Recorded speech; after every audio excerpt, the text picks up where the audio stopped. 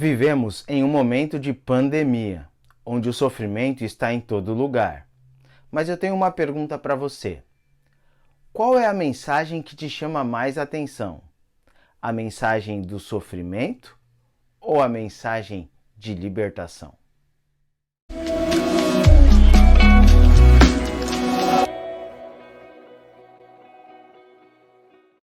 Neste trecho de Isaías capítulo 52 e 53, que trata exatamente do poema do servo sofredor, nós percebemos que realmente este servo caracterizado nesse texto é realmente um sofredor.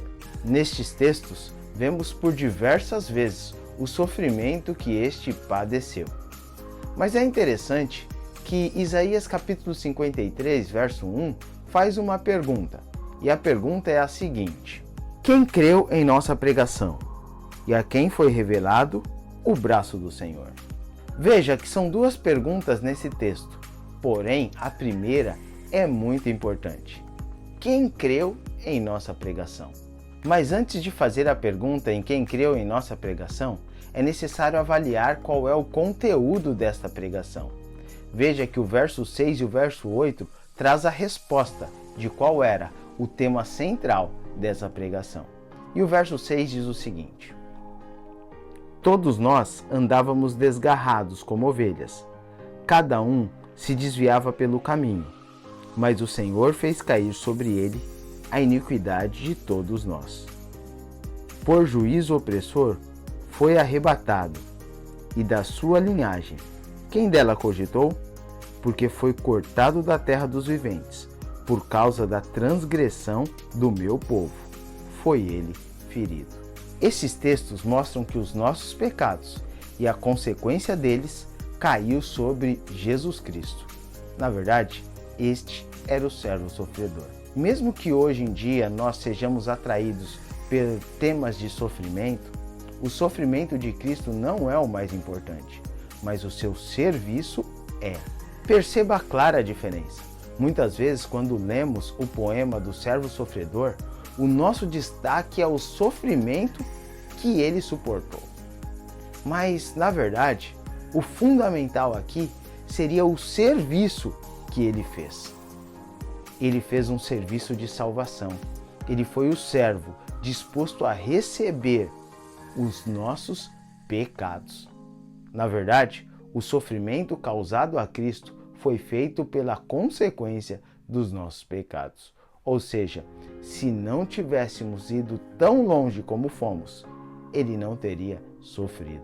E é interessante também destacar que isso se repete nos dias de hoje.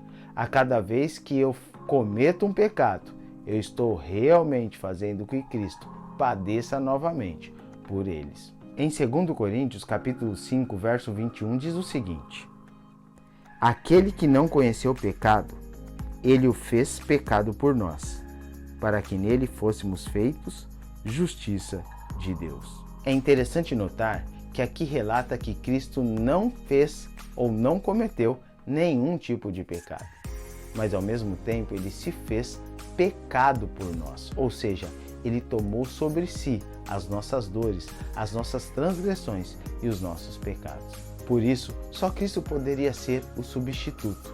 Aquele que não conheceu o pecado estava apto para tomar sobre si os nossos pecados, porque ele não tinha condenação que pudesse atingi-lo, pois ele não tinha pecado. Mas ao mesmo tempo ele assume a condenação que era nossa. O inocente paga o preço por nós, e esse preço foi pago por amor. Você percebe aqui que este é o tema central da nossa pregação? Nós deveríamos não apenas pregar sobre o sofrimento de Cristo, mas deveríamos pregar sobre a libertação que ele proporciona ao assumir sobre ele os nossos pecados. É essa libertação que nós podemos chamar de evangelho, que são as boas novas, as boas notícias a todas as pessoas nesse mundo. Quando as pessoas entendem que realmente Cristo tomou o pecado delas e pagou o preço por isso, elas se tornam livres, se tornam libertas e por isso passa a obedecê-lo, pois por gratidão é que nós obedecemos ao Senhor.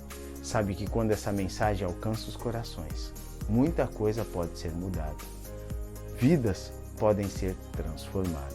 Hoje, estamos passando por um período de problemas e sofrimento. Na verdade, a pandemia tem trazido muita dor a cada ser humano. Mas tem uma mensagem especial, uma boa notícia, é que o sofrimento vai acabar. Na verdade, ele acaba quando Cristo voltar.